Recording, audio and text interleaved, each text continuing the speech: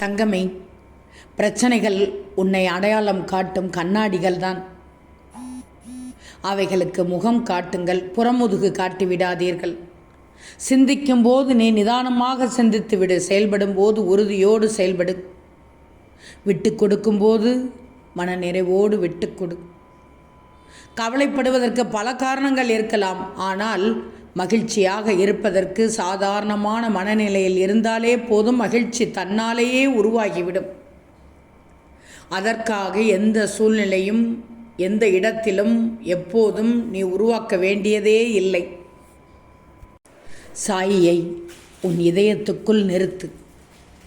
சாயின் அருள் பெற்று பிறப்பற்ற நிலையை அடைந்து விடுவாய். செல்வமே, நடிப்பவர்களிடம் மனம் விட்டு பேசக்கூடாது. மனம் விட்டு பேசுபவர்களிடம் நடிக்கவே கூடாது.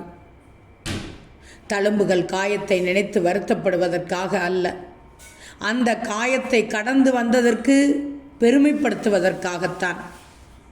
நீ வாழ்க்கையில் எதை இழந்தாலும் அதற்கு பதிலாக எதையாவது நிச்சயமாக பெற்றுவிடுவாய். எனவே எல்லா சூழ்நிலையும் ஒரு நாள் கண்டிப்பாக மாறும். வாழ்ந்து ஒன்றுமில்லாமல் போனவர்களும் உண்டு. ஒன்றுமில்லாமல் வாழ்ந்து மேலே வந்தவர்களும் உண்டு. மற்றவர்களிடம் இருப்பதில் எவை உன்னிடம் இல்லை என்று சிந்திப்பதை விட மற்றவர்களிடம் இல்லாதது எது என்னிடம் உள்ளது என்று நீ தேடிப்பார். அமைதியாகவும் பொறுமையாகவும் நிதானமாகவும் உன் முயற்சிகளையும் கடமைகளையும் செய்.